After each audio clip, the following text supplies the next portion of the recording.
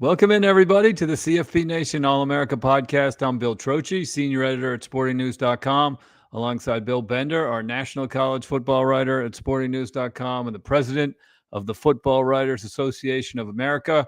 We're coming to you live on our CFB Nation YouTube channel again. If you want to subscribe, just go over to youtube.com, search CFB Nation, click subscribe, give us a thumbs up, tell 10 of your friends about how wonderful this show is, and we will be all set. Bill, you are coming to us from Columbus, Ohio, home of the undefeated Buckeyes. I'm coming to you from Atlanta, Georgia, home of the undefeated Yellow Jackets. You have a story on sportingnews.com this week about which of the 11 remaining undefeated teams will lose first. And interestingly, you point out 4 of them are underdogs this week. Oh, you're muted. So let's back up here. I'm here. There you go. Yeah, I mean, it's wild to think that you 4 have undefeated teams are underdogs. Yeah, that many are underdogs this week, and starting at the top with Georgia Tech, who is probably the most surprising underdog of all.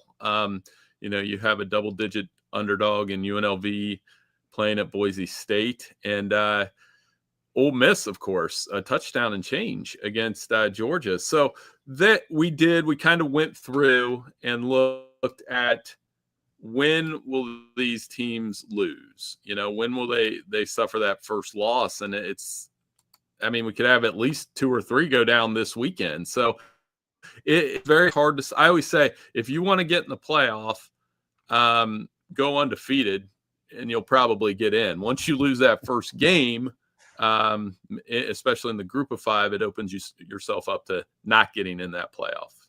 No question. So, yeah, it'll be fun to see. It's a fun exercise. It's on sportingnews.com right now, and I believe it's going to be over on msn.com as well as one of our affiliates. So if you can check it out there too, if you want to. We are going to talk about the Sporting News midseason All-America team, which also is at sportingnews.com this week, and then give you, of course, the viewer's guide. But first, some Trocchi trivia for Mr. Bender coming right up. All right. Trocchi trivia for the week. How many of the 5? Sorry, let me back up. Can you name the top 5 Power 4 teams in yards allowed per play? So top 5 defenses yards allowed. Yes, per play, not per game, per play. Interesting. Just it's a little. Maybe a little different than yards per game, but not much, obviously. That's a tough question. It's pretty obscure, but I think I can get 2 or 3 of them. Top 5 defenses. I'll give you a hint. Ohio State's in there. So I would hope so. Yeah. So, we'll see if you can go with the top 5 defenses. We'll revisit that question at the end of the show. So let's get into our midseason All-Americas. We only do a first team at sportingnews.com. We released it this week. After week 7, of course, there's 14 weeks of the regular season before we get to the championship weekend. So we are officially right at the midseason. We are on time with our midseason All-America team. You and I and a team here at Sporting News worked on it. And actually, one of the toughest things was quarterback. We'll start with quarterback, but one of the toughest was quarterback. We finally settled on Ty Simpson. Yeah, and it's hard to argue. I've had this conversation across a couple things this week, and it's very interesting to see the first staff that he's had. He only 1 interception, had that loss in the first game of the season, but ever since then, it's been good things. And there were other candidates. We talked about Fernando Mendoza. We talked about Dante Moore. We talked about other quarterbacks in that mix. Carson Beck, you could make a case for, Julian Sayin, Jaden Mayava. So I think that's the hardest position in some ways even to do. DJ Carr is like at the next tier kind of thing. Correct. He's having a fantastic early season throw, and these are guys that are throwing the ball down the field. So and doing very well. So for all the talk about a lot of the quarterbacks that have struggled early in the season, I think Ty Simpson has stood out as a guy. And on top of that, one at Georgia, one at Missouri. I know they had the loss against Florida State, but he's a guy that definitely is somebody to watch in the second half of the season. I think you like him more than I do. And that's saying something because I know we both do. You know what I mean? You're always talking about him on Saturday. I love his control of the offense. They put a lot on him. They get the play into him early in the play clock, and they let him adjust things. And he's constantly like going with the second player, the first player, whatever. Like they give him 10, 15 seconds to read over the defense, and he really takes advantage of it. I think they trust him, and it's worked out. And of course, against Missouri, they have a 3-point lead with 5 minutes to go. He gets sacked. They're 3rd and 24, and things are very hairy. And he throws a clutch pass on 3rd down, gets it to 4th and 9, throws another clutch pass for a touchdown, or maybe for a first down. They get the touchdown. They win the game. So I think he's shown the clutch gene a little bit. He's shown just his ability to stay calm under pressure. And then, like I said, his ability to adjust the play is really impressive. And, of course, he's got a great arm and all that too. But you're right. It's not clear cut, like maybe the Caleb Williams year and stuff like that. But he has nudged himself, I think, to the front of the line. So that was good. What are some other guys you want to point out as that maybe were tough decisions or guys that were no question about it? We've got 3 Ohio State defenders or defender for a defense that is head and shoulders above the rest of the country. So we felt good about that. You know what? Like we got the defense done pretty quick, which is rare. And for our listeners, a couple things here. We are one of the stress level of putting our All-American team together, especially at the end of the year, is pretty high because we are one of the 5 outlets that determines consensus All-American. Sporting News, it's an honor for us, a privilege. It's something that we take very seriously because also we are typically the last one at the end of this thing that comes out. So, whether it's Walter Camp or AFCA or FWA All-Americans, they go first. So like we have to decide our team and some of the consensus decisions come down to that. So going into that process, there are arguments. There's a lot of like, I'm a guy that wants to include as many people as possible, and there are some tough decisions.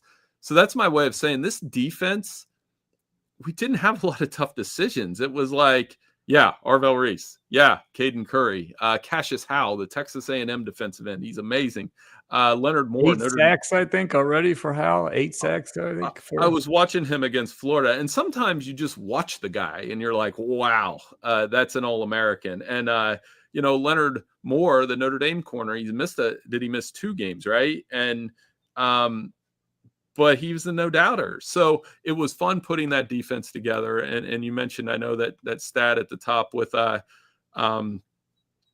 yards per play. We pretty sure Ohio State would be one of those schools. But they have 3 guys on our team, and they're no-doubters to me. Caden Curry, Arvell Reese, and Caleb Downs. So, one at each level of the defense. When you have an NFL All-American at each level, you're going to do okay. But yeah, it's a fun process.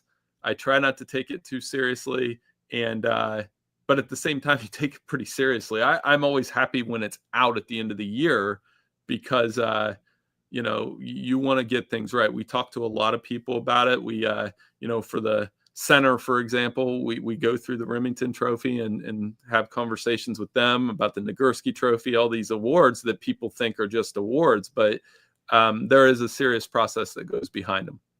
We had a lot of discussion about the wide receivers. We had a lot to choose from. And you can go through what we came up with: Jeremiah Smith, Mekhi Lemon, Chris Brazel II from Tennessee as the 3 wide receivers. Then the all-purpose was Hank Beatty of Illinois, or is it Beatty? Hank Beatty. He's a player. He I think he's passed for a touchdown, rushed for a touchdown, caught a touchdown. He's involved in the return game. He's one of the more fun athletes in all of college football, and a guy we really like. And Notre Dame fans might not want to hear this week, but Mekhi Lemon can play. Oh my goodness. He makes some phenomenal catches. Seeing how he attacks that Notre Dame secondary this week is definitely going to be one of the highlights of the weekend. It's going to be a lot of fun to see. No doubt. And then special teams, let's shout out our kicker from Hawaii, Sensei Matsuzaka, from Japan. Sporting News wrote about him after he hit a game-winning field goal against Stanford. I think the story ran even in August. It was that late, maybe first couple days of September. Just an incredible story about where this guy has come from. He was in the United States. He went to an NFL game, Raiders Chargers, and just loved the NFL. Decided he wanted to be a kicker. And has worked and had a winding path, came to the United States without being able to speak English. Suddenly, he finally made the Hawaii team, didn't kick last year.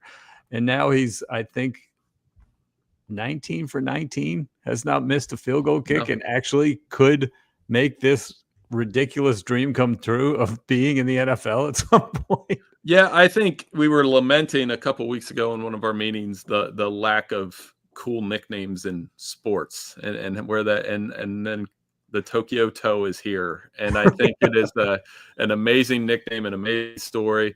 I know Hawaii was really happy about that. He's getting a following. I think I saw a tweet that his games are going to be streamed in Japan now, just so people can watch them kick. Quick story about that and why I think it's awesome. I was at a Dodgers-Reds game this summer. Went down to Cincinnati and watched the Dodgers, and there was a woman sitting next to me, and from Japan, and she was literally there just to watch Shohei and the other Japanese players on the Dodgers team, and she was texting her friends in Japanese, and I was so fascinated by it that I was like, well, who's your team? And she goes, Ohtani. And I was like, but just to see that culture and how they embrace sports and how they're embracing a kicker, which I'm guessing a lot of his fans won't know too much about football. I think it's incredible.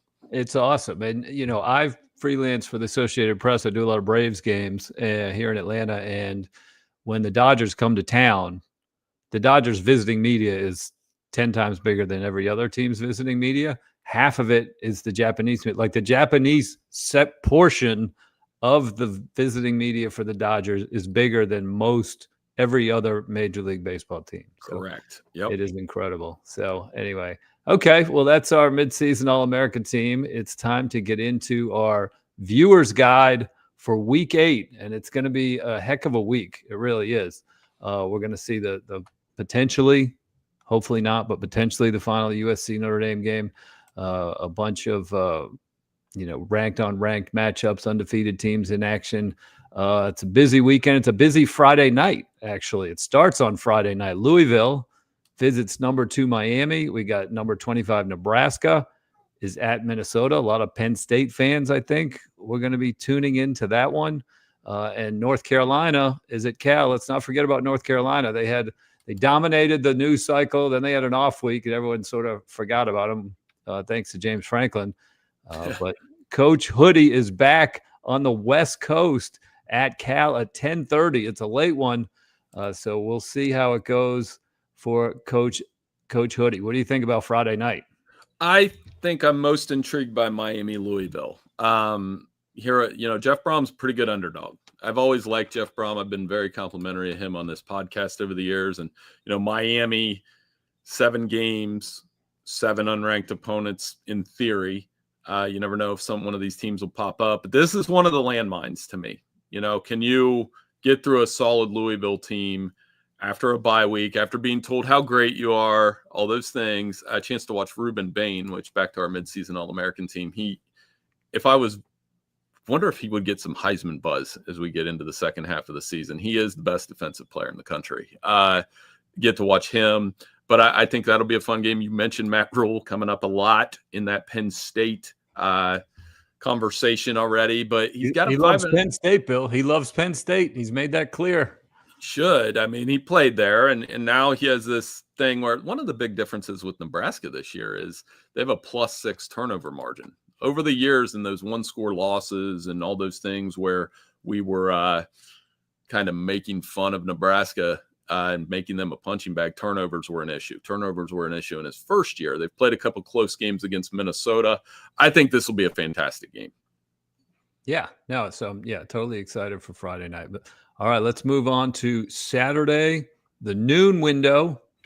We've got number 10 LSU at number 17 Vanderbilt. Noon on ABC. Vanderbilt is a 2.5-point favorite. Let me repeat that. Vanderbilt, you take it away. Go ahead. 2.5-point favorite over number 10 LSU. Words I never thought I would speak in my lifetime as a college football fan. Vanderbilt coming off a bye week and is 5-1 and looking to clinch back-to-back bowl appearances for the first time since Mr. James Franklin went to 3 straight from 2011, 2013. LSU, I feel like, is flying under the radar a little bit. They're 5-1 with a 5-point loss at Ole Miss. Ole Miss is ranked number 5 in the country. LSU itself is ranked 10th. We think they have an NFL quarterback, right? I think they're properly ranked, but I don't feel like anyone's taking them seriously as an SEC threat or a playoff threat. What do you think? I think you just said it. And Father Penny, a nod to the old Sports Illustrated magazine Sign of the Apocalypse that they used to do. And this week's Sign of the Apocalypse, Vanderbilt is a favorite over LSU. That's right.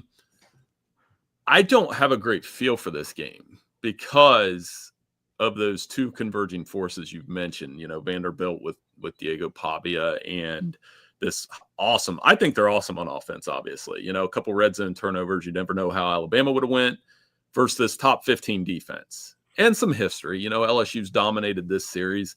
If LSU wins, I kind of think we go about our day on Saturday. If Vanderbilt wins, LSU's road to a playoff berth is darn near impossible. Brian Kelly heat picks up a little bit.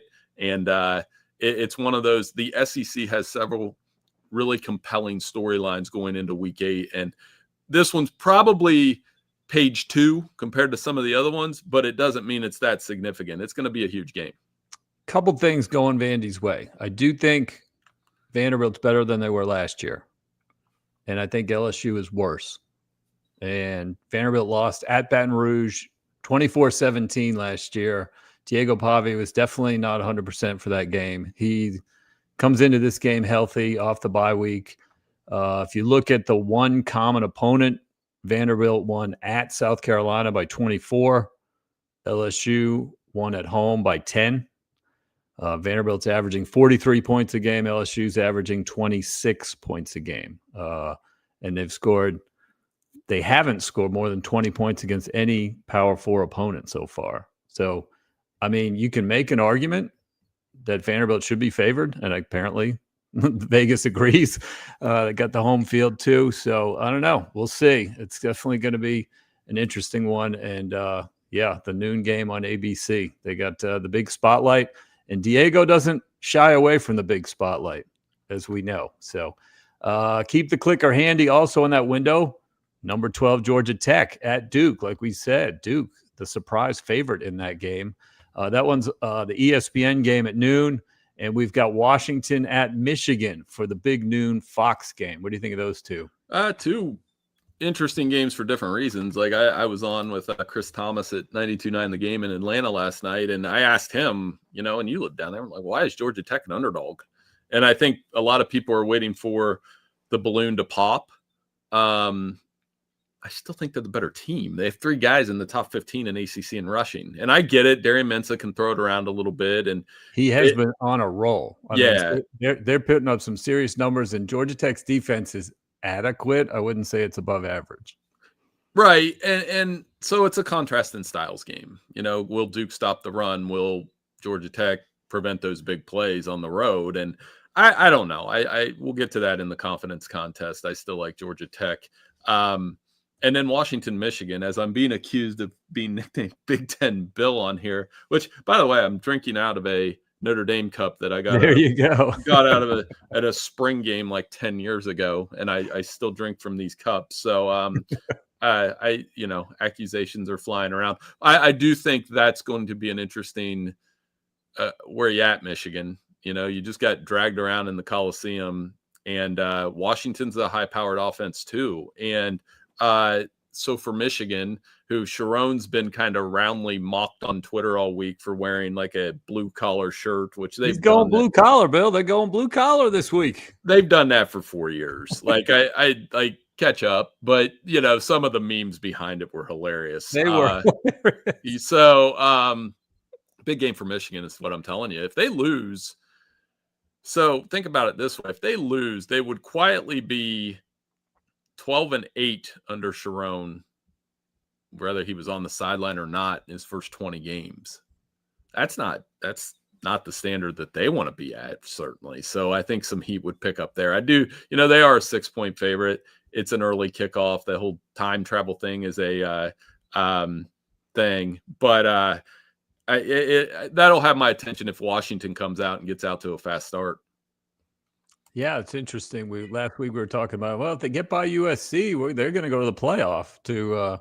If they lose this week, they could get some heat on Sharon. But that's just the nature of college football right now.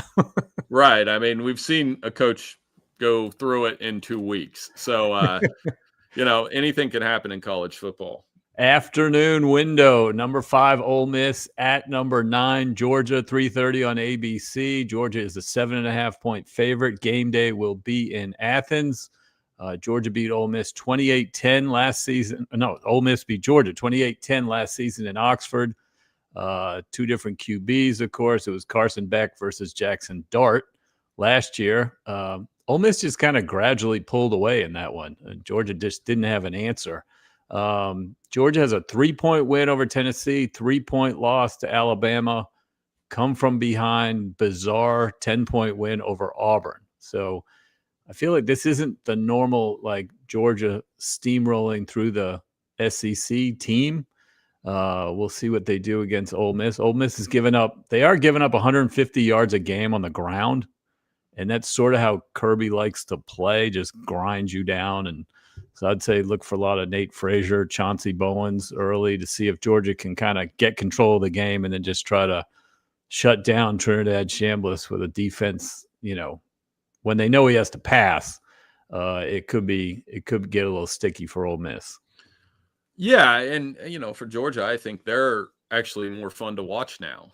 I think because they're not so dominant. Their games, Kirby has had some really good coaching moments. He's had some really controversial coaching moments and some bad ones this year. And this is a team that handled them last year. So yeah, that is clapping. You're clapping on the other end.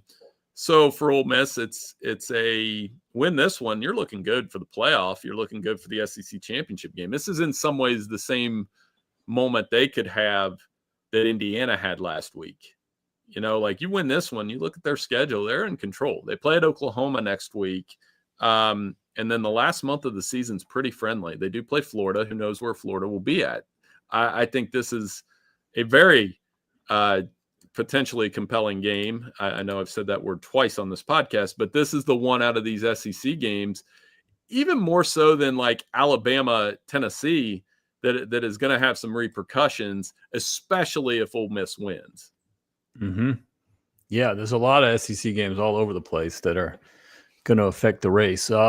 Keep the clicker handy. Also in the afternoon window, number 1, Ohio State at Wisconsin. Luke Fickell's farewell, question mark, 3:30 on CBS. Undefeated Texas A&M is at Arkansas, also at 3:30. That's on ESPN. Keep an eye on that one. That one's been interesting. A lot of one-score games, usually in Texas A&M's favor, but a lot of one-score games over the years in this rivalry. ACC Network has the ACC Championship game rematch, SMU and Clemson at 3:30. And then you mentioned UNLV trying to stay undefeated at Boise State. That's also at 3:30 on FS1. Yeah. I think a lot of these games that you mentioned, starting with Ohio State, I mean, it's about the point spread with them. They've been an automatic cover for the last 3 weeks. Their defense has been dominating. A&M Arkansas, a little bit of a tricky spot for the Aggies, who are kind of this undefeated team that nobody really likes. but Arkansas is playing a little more competitive with Bobby Petrino. A&M's obviously dominated that series. Tech, Arizona State, I'm just waiting to see who the quarterbacks are. Sounds like Sam Leavitt might play. Oh, yeah, probably. I didn't mention that one. That one's on Fox at 4 o'clock. Texas Tech and Arizona State. And for the second straight week in picks, like last week, I picked Arizona State to cover, and Jeff Sims didn't play. And then this week, I just hard to pick a line on that game when you don't know who the quarterbacks are going to be 100%. Very interesting game. And looks like Leavitt is going to play. I think. It sounds like it. And then Baron Morton is questionable, which to me says 50-50. Clemson, an opportunity to keep going. And then you like UNLV. You're really going to like them if they win this week. This is the game they have to have on the road at Boise State. They are a 12-point underdog. Absolutely. Going to keep an eye in on that one. All right, evening window, number 11, Tennessee at number 6, Alabama, 7:30 on ABC. Alabama is an 8-point favorite, third Saturday in October. Got to love it. Alabama's on a 5-game winning streak since that opening day loss to Florida State. This is the third game of a 3-game stretch of ranked teams for the tie. They passed the first 2 tests against Vandy and Missouri. Here seems to be the difference to me between Alabama last year and this year is they're able to kind of punch back when they get punched in the face kind of thing. Against the Vanderbilt game 2 weeks ago, Vanderbilt goes down and scores. Boom, Alabama immediately answers with a touchdown. Missouri, same thing. Missouri opened the game with a touchdown. Alabama goes and scores 17 points. And then, they came through clutch, like I already mentioned when we were talking about Ty Simpson in the fourth quarter. I don't think last year's team had that kind of fortitude when, the chips were down. And maybe that's a Ty Simpson, Jalen Monroe thing. I don't know. But I like what I've seen out of Bama when when their backs are against the wall a little bit in the middle of these games, especially on the road, a little bit better than last year. It didn't happen against Florida State, obviously, but it has happened in the last month or so. Tennessee also 5-1, only lost in overtime at home against Georgia when they missed a field goal last week. I think we forget how close they are to being top 5 undefeated SEC championship game and stuff like that. They're one missed field goal away from being there right now, at least. But the last 2 SEC games, they had to go overtime to beat Mississippi State. They beat Arkansas by 3 points at home. That's not great.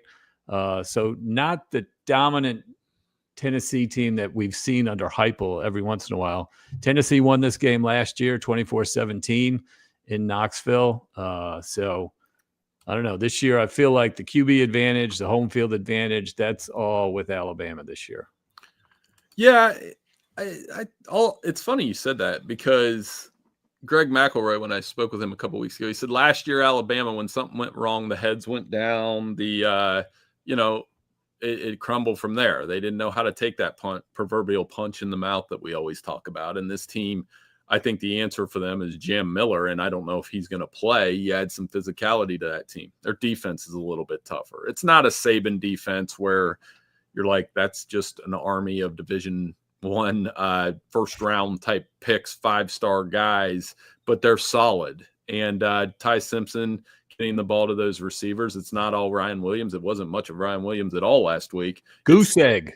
Yeah, but the other guys stepped up. Horton made a play. I like the creativity. I think they get fired up too when they put Proctor in different positions. So I like them at home in this game. I do. And I think that's not discrediting Tennessee. I think for Aguilar and that Tennessee offense, they're going to have to avoid turnovers. That'll be the big thing in this game. And if the turnovers could turn into big problems on the road here, they have not won at Tennessee or at Alabama and Tuscaloosa since I believe, got it right here. Hold on 1 second. I think it was 03.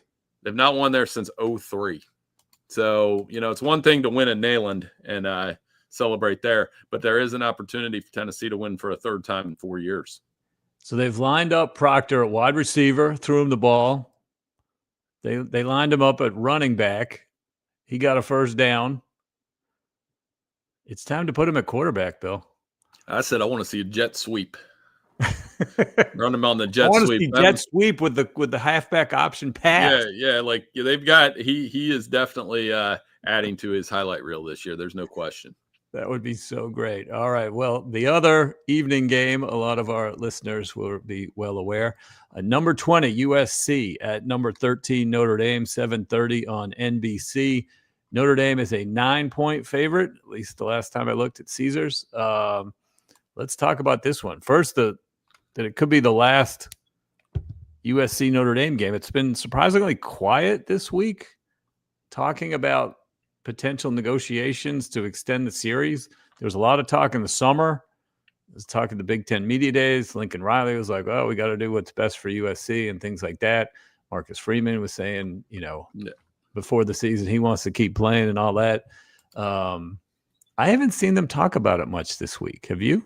Maybe that means that it does have a future. Back in the summer, Brian Driscoll and I had a rather heated discussion about the future of the SC Notre Dame rivalry. And, I know a lot of Notre Dame fans, obviously. My son goes to St. Charles. Jack Frencho, he's a longtime listener on this show. And we've had that conversation. Gave him a big hug at the DeSales games last week. I saw him, and I've had this discussion with him. I said, like, who's the rival? I've seen it come and go. And they just say, like, the feeling is, and I think Fortuna said it on the podcast earlier this year, like, USC is the constant, the one that's constant. And this is a fun game because I think the stakes have changed, obviously. For both, it's a kind of elimination game, right? Like, USC loses, they'll have 2 losses, but they still got to play Oregon. Notre Dame loses, that's 3. You're not getting in at 9-3. So Notre Dame's obviously won pretty handily in the last couple, but they're up against a really good offense. So how does Jaden Mayava respond on the road? How do they slow down Mekhi Lemon? That Lemon and Moore, when they're on each other, I'll probably just be focused on that part of the TV. I have said, in a couple of the NFL scouts who are going to be in attendance. When you get the question, if you could only watch one game this week, this is the one I would watch this week. The Lincoln Riley, they lost at Illinois, but they did Illinois actually could have blown them out, by the way. How do they slow down Notre Dame's running game? That's always the question. They kind of did that to Michigan last week. It helped that Justice Haynes left the game, but they looked faster and better than Michigan. Will they be a challenge for Notre Dame's defense that's kind of found its rhythm? You were talking about that earlier this week under Chris Ash. I don't know why the spread's so high, honestly. I think this is going to be a back and forth, really good game. I mean, Mayava lit him up last year. He can play. He doesn't turn the ball over a lot, and that's the key. Raymond Horton says 42-17. So, these predictions in the thread aren't very close. I do think it's going to be a little bit closer than that. But I still like the Irish to win the game. Yeah, so Mayava threw for 360 yards and 3 touchdowns. USC gained 557 last year. Notre Dame won 45-35, had a couple of pick sixes, obviously, that helped him out there. But Mayava's averaging 309 yards passing a game. He is facing Notre Dame's defense that has undergone a crazy transformation from those first 2 games. But did you know? I looked up this stat. I went down several rabbit holes yesterday. But the Notre Dame's defense has only given up 3 second-half touchdowns the whole season. One was against Miami. One was on 4th and 11 at the last play of the game almost against Texas A&M. And one was against Purdue, leading by 33 points with 2 minutes to go. So essentially their second-half defense has been airtight for this year. Even in the Texas A&M game, like I said, they gave up 13. They gave up 41 for the game, but they only gave up 13 in the second half. So I don't know what that tells us for this game, but it's just it has the potential to be very high scoring because Notre Dame's offense is clicking. They're clicking in the passing game. It's clicking in the running game. So we'll see. Should be bet the over. I would say bet the over. That's Father Penny says I'm favoring Big Ten. It totally slipped my mind. Oh yeah, USC's a Big Ten team now. So yeah, huge lifelong USC Big Ten fan here, I guess. That's funny. That's great.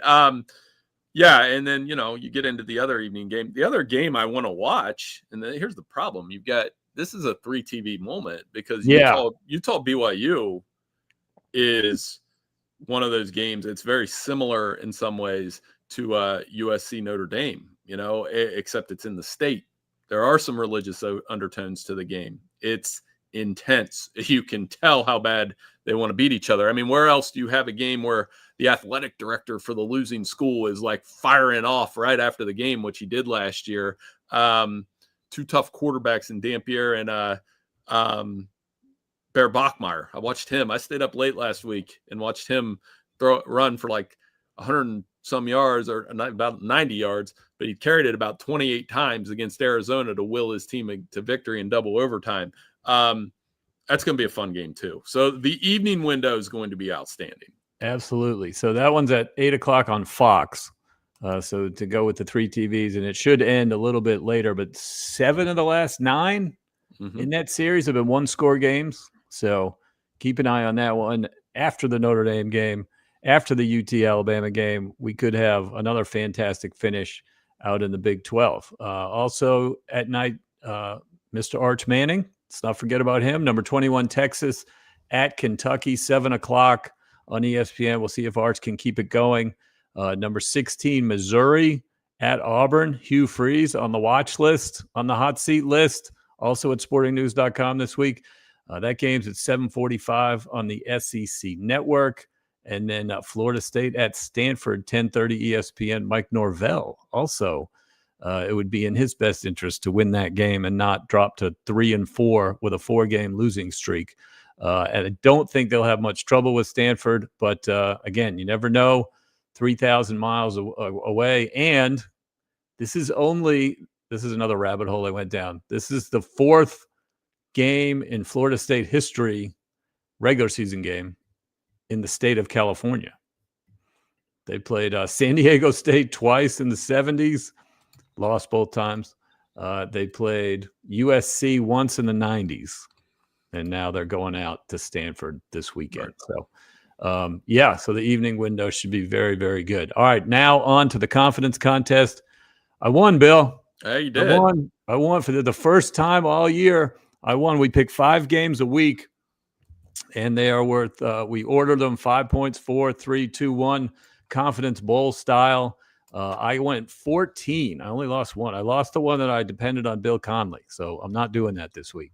I got 14 points. You got 12.5. And so you still lead. You split at you are 4-0-1 for the week, but your 5-pointer split. Alabama backdoor push, which just get a stop there. But backdoor push that happens. Yeah, and so I just want to point out that when we do this contest, there's 15 points available each week. So break even is 7.5, right? I'm averaging 8.5. You're averaging 9.9 points a week. So you're doing very, very well here. You got to translate this over to the sportingnews.com picks. Well, I said I'm 23-10-2 if you go by win-loss, which is hilarious because in the sport, I pick every top 25 game during the week, and I'm like, I think 8 or 9 games under. So it's been frustrating on that side. But then I'm like, if I'm doing well on the 5 locks, there's been a lot of backdoor covers this year and a lot of just silliness when it comes to the spread and reasons why you shouldn't gamble. Not that those are excuses, but we'll get it going in the second. You're nailing it. You're nailing it over here for sure. The NFL pick, locks here. NFL picks good. Top 25 picks, we'll see. Well, we're going to find out because all of my picks, I believe, except for one this week, are inside that top 25. Okay. All right. Well, so I'll kick us off. I got the honor for the first time this season. My 5-pointer is going to be Missouri minus 1.5 at Auburn. I think Missouri's just the better team. I like what I saw against Alabama. Stood toe-to-toe with them. The vibes are bad around Auburn. They got it together for a half against Georgia last week. But it was a big rivalry game. There isn't going to be the same energy in Jordan-Hare Stadium. So I definitely expect Missouri to win this game. Yeah, I'm going a little off the board here. Not really. I mean, I'm going to take Ole Miss in 7.5. That'll be my 5. They dominated Georgia last year.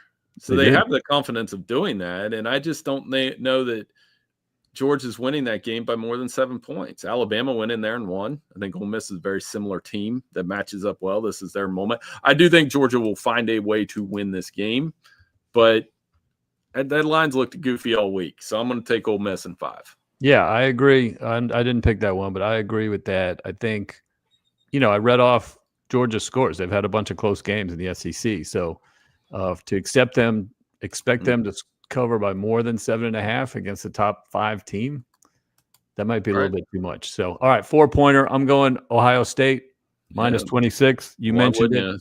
They are the automatic cover this year. There will be no miracle in Madison.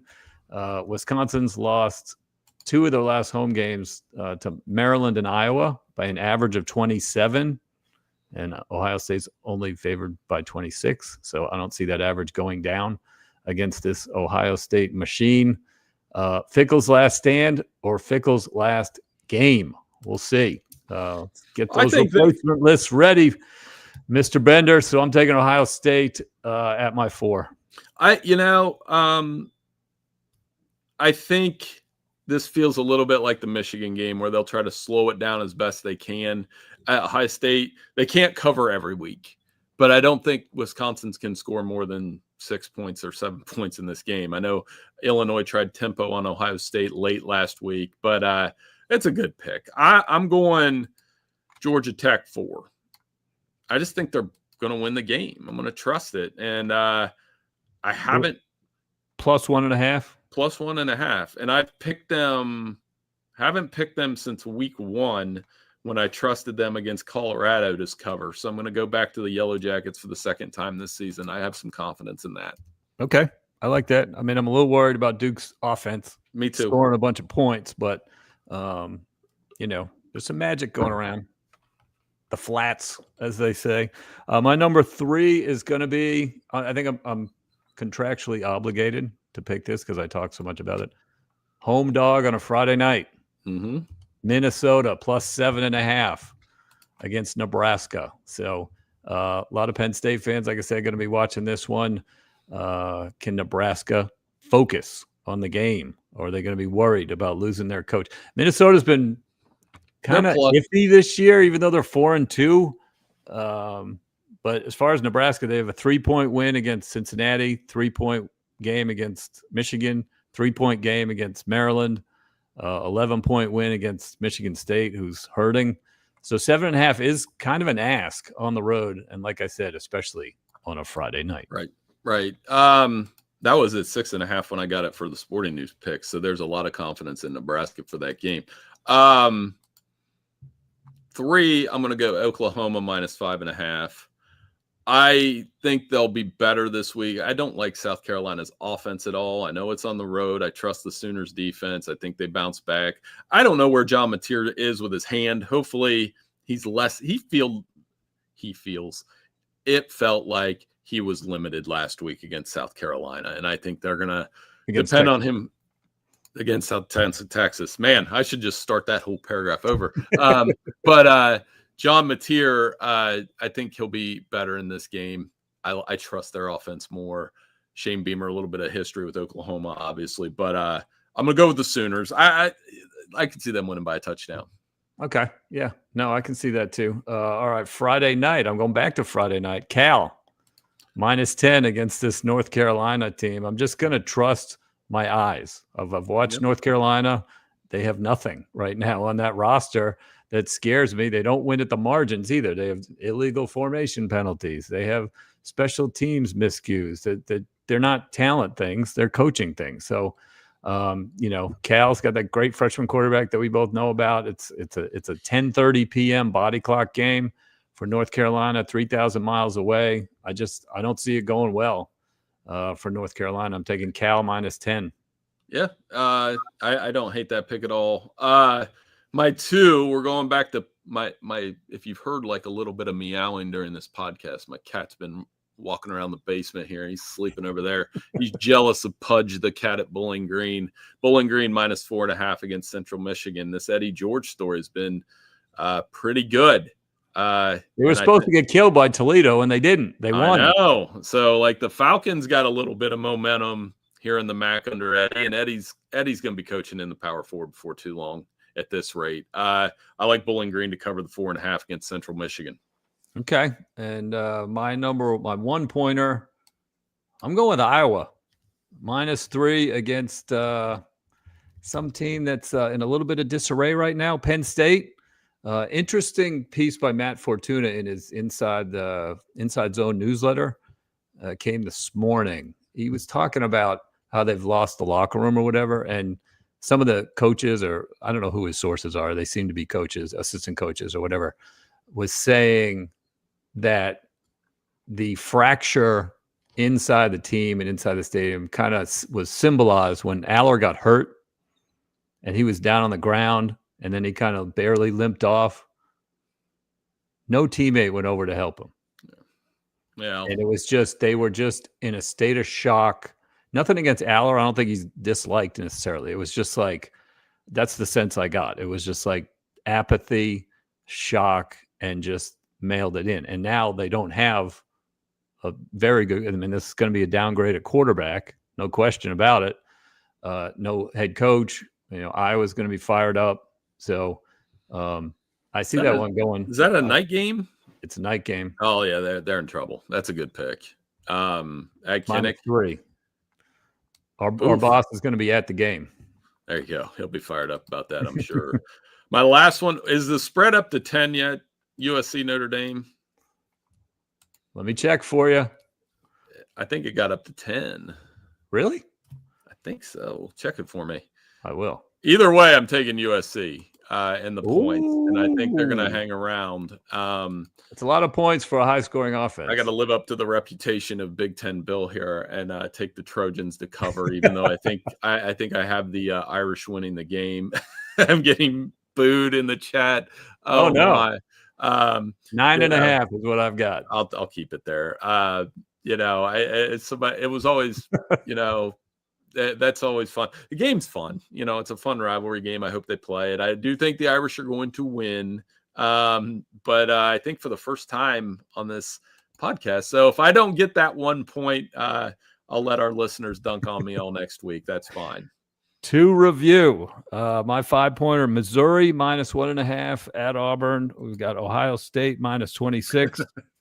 Minnesota +7.5 on Friday night. Cal -10 on Friday night. Hopefully I have a lead going into Saturday after Friday night. And then Iowa -3 is my 1-pointer. You've got Ole Miss as your lock +7.5 in Athens. Georgia Tech on the road +1.5 at Duke. You got Oklahoma -5.5. Bowling Green -4.5. Mr. Eddie George. And then USC, not a popular pick in the chat room. No, it's the least +9. popular pick of the season, guys. I did those at the eye doctor, leaving myself up for a punchline here. I did those picks at the eye doctor this morning. I had an eye appointment, so they can just make fun of my old eyes if I get that one wrong as well. All right. Well, that was really fun. Oh, back to the trivia answer. Actually, Bill, one more piece of business.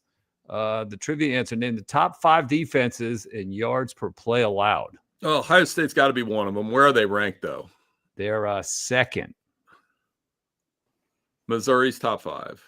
Correct. Indiana's top 5. Correct. And those 3, I did a stat last week. Those 3 were like the best at fewest first downs per game. So I'm going to try to see if I can remember who the other 2 were. Oklahoma? Correct. Bill, you're kicking it. That's 4 for 4. I think I'm going to take the lifeline from Father Penny, who's upset with me. I'm going to say Texas Tech. You 5 for 5. There you go. That was, teamwork in the chat. And the other guess would have been Oregon, would have been my other guess. Okay. But I don't know. They may have moved down. But, what does that tell you right there? Defense wins championships. And those 5 defenses are Missouri, I think that's why you're going to hit that Auburn pick. And we're going to be writing about Hugh Freeze on Sunday morning or Saturday night. Yeah, I like that. That was a good question. Now we're back, and that's a good way to go out and get into week 8, no question. One other note on that trivia question, interestingly, Arch Manning has faced the number 1 and the number 2 teams in that category. So let's keep that in mind before we rush to judgment on Mr. Manning. He's played essentially, by one metric, the 2 best defenses in the country already. So anyway, all right. Well, thank you to everybody for listening to the CFB Nation All-America podcast on Spotify and Apple Podcasts. Thanks to our chat room. It's getting more and more fun week by week. We'll be back Tuesday morning at 9:30 Eastern to break down this crazy week 8. It's going to be fun. Thank you to Irish Breakdown, your source for Notre Dame football information. Enjoy the rest of your day, and we will see you on Tuesday.